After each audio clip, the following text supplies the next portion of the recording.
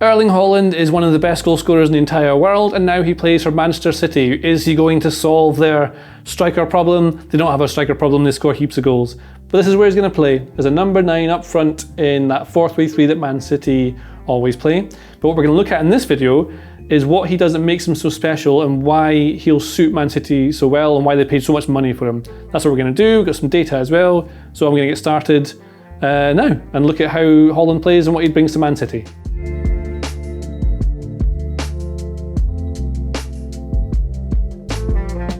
Haaland scores 1 million goals per game. He's absolutely phenomenal. And the way he does this is with really clever movement, both in the box and when he's running towards goal to create space for him to be able to receive the ball. And his timing of runs is really important. So his movement off the ball, his timing of runs, and then just his acceleration, power, momentum. Yeah, he's a big lad and it really helps. Now, as I said, he'll play up front as a number 9 for Man City. The problem Man City often has is they play against teams where they just don't kill them off or they can't get that extra little goal. Teams don't have to be good or bad. It's a team like, say, Burnley, and I'm putting them in the not good section here, where they defend in a tight block.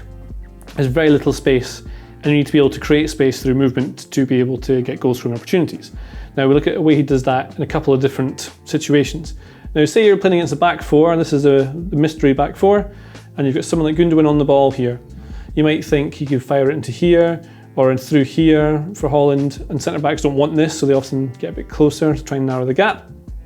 So what Haaland does is kind of dribbles the defender without the ball. Like Messi does it with the ball, Haaland does it without. So he'll make this sort of run. It's very obvious. I think he's going to run this way, but he's not. So the defender's here, starting position. Haaland starts to run very quick, gets to full speed very quickly. So he starts running like this. Defender's a bit worried, comes across here because he anticipates this ball coming in. That's what he anticipates. But Haaland's using it as a dummy because the defender goes here, and then just as the defender's up to speed, you know, they're into momentum, they're accelerated, but now they're running, he just cuts back into this position. That gives him that tiny bit of space here, a couple of yards on the defender, then it's to turn round and go back to where he is, so he can fire a ball through like this. So a chance that would be difficult to get in here because the defender's marking him, then becomes a very valuable pass through the centre of the pitch. So Haaland can get in here.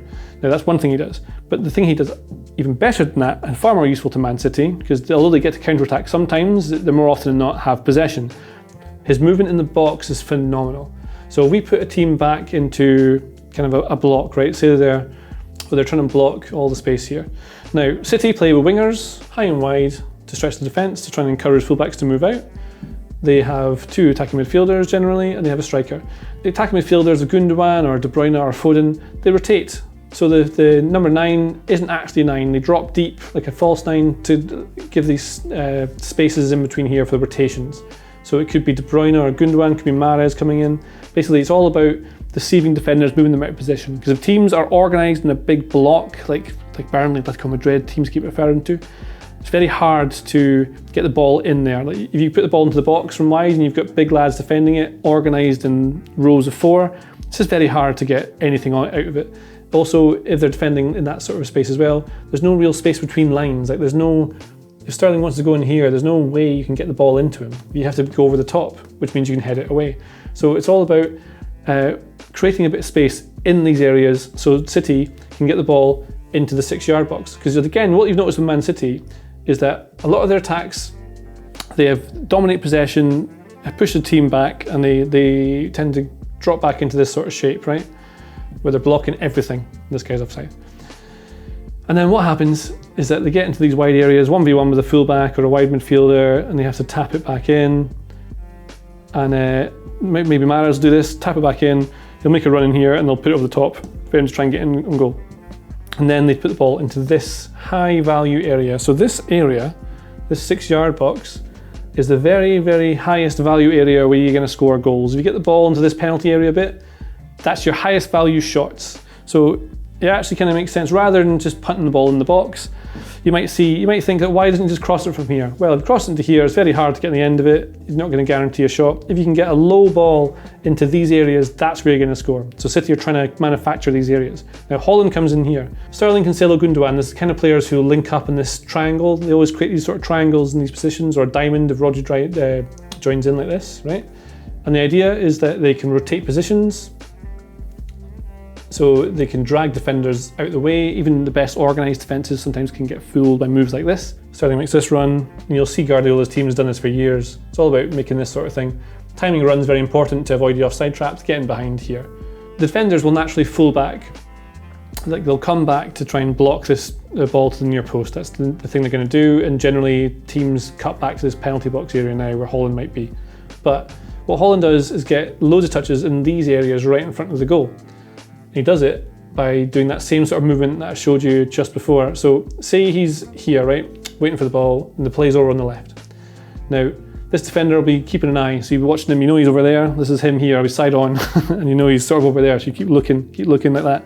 And Haaland will then all of a sudden make this sort of darting run to the front post. Defender sees him run, steps forwards, so he sees him, steps forward to try and deal with it, to make sure he's blocking him, so he can block the ball at the front post. But it's a cunning ruse, because they don't know what he does. He gets to about here, cuts back into this bit here. He's just kind of dribbled the defender by not moving it. And this is very obvious. Good strikers do this. I mean, people in Sunday League do this, but it seems to work especially well for Haaland. And I think it's to do with the timing of how he does it. He just waits till they go, and then he pulls back to be able to get into the position here.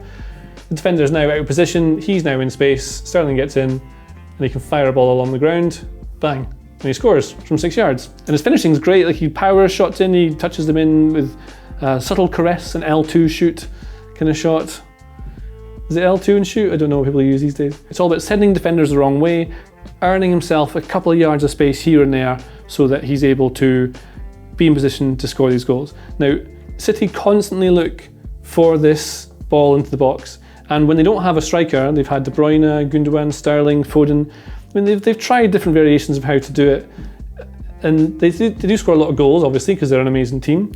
But having someone like Haaland is going to give them that extra bit and guarantee them goals in those situations. And when they're playing against a team who's pushing them with a high line, but if you've got a player like Haaland who's really quick, now Jesus and Sterling are very, very quick, and Sterling's been used in this position quite a lot. You'll have seen him in many games where they just look for a ball over the top and Cancelo plays it and he sprints in behind, because that's the advantage that playing against the high line gives you. And if you're very accurate with your passing, you can do it. Often you give the ball away, so it's a risky business.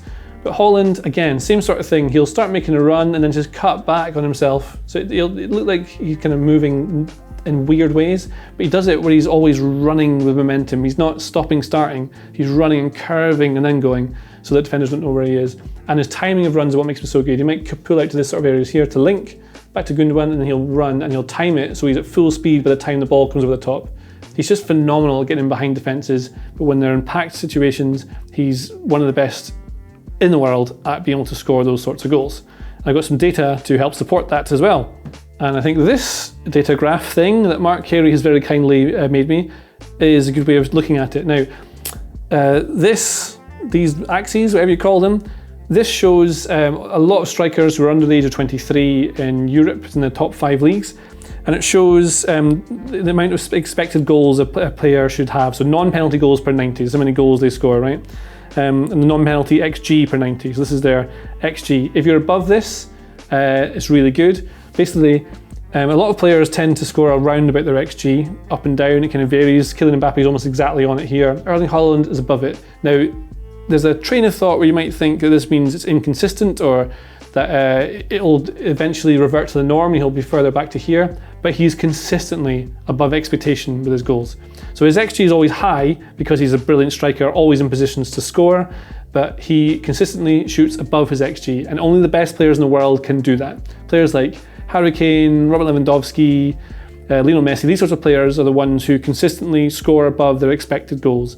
You know they're good because they get the expected goals volume in the first place, but they're even better because they break the model. There's the thing, when you break the model, you're amazing. Erling Haaland is amazing.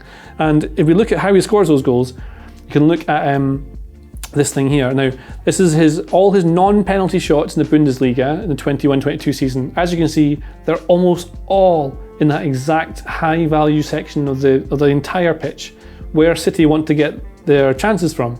I mean, they score goals now and again from long shots, lovely to do, and often they get Mahrez pinging one in from the side, but Haaland is able to get in these positions to score. The red ones are his goals, and the little circles with nothing in them are no goals, so just shots. But that's what Man City want, and that's what they're buying. And you can see it, the way he's managed to focus his ability to get in the ball over 3 seasons here. So this is his non-penalty shots in the Bundesliga since 2019-20. Now, you can see here, again, when he was first there, doing very well. 3 shots per 90, that's good.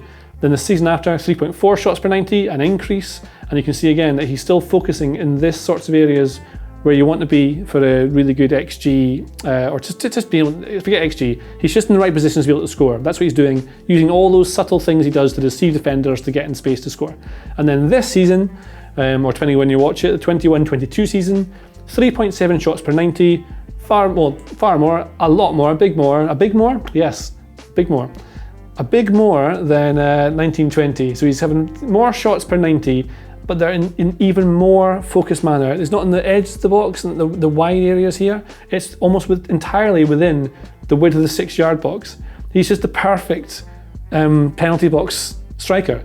So he is big, he's very fast, can play off the last man, very valuable. His movement is phenomenal, getting in behind defenders, but his ability to poach in the box means that he's going to give so much to Manchester City. They have players who are able to make the runs in there and get into those positions, because good players are able to do that. But if you imagine how Raheem Sterling misses an awful lot of chances, he gets into these positions too. Haaland doesn't miss.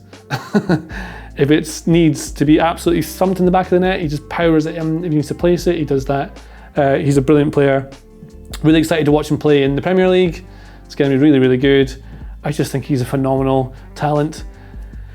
I just don't know what to say. That's it. That's Erling Haaland. That's how he's going to play at Man City. Great signing, worth every penny, in my opinion. And the best thing is that he's young now, right? And he's had a few problems with injuries and things like that. So you might think, well, maybe he'll lose his pace and won't be quite as good. Think of Michael Owen. He was amazing when he first broke through, a lot of hamstring injuries, and then wasn't quite the same player afterwards. But Haaland's movement around the penalty area and his size means he's going to be a great player for years and years and years. Just like Lewandowski, that sort of character. So that's Erling Haaland. I hope you enjoyed the video. I hope you enjoy watching Erling Haaland. And if you do, give this video a like, because that helps us on YouTube. That'd be great. That's it. Have a lovely time. If you like this video, please consider subscribing to the channel. The Athletic is home to some of the world's best sports journalists, including David Ornstein, Daniel Taylor, Ollie Kay, Amy Lawrence and Rafa Honigstein. There are journalists dedicated to each Premier League team, so every fan gets the coverage they deserve, not just the big clubs. And you can try it for free now for 30 days. See the link in the description.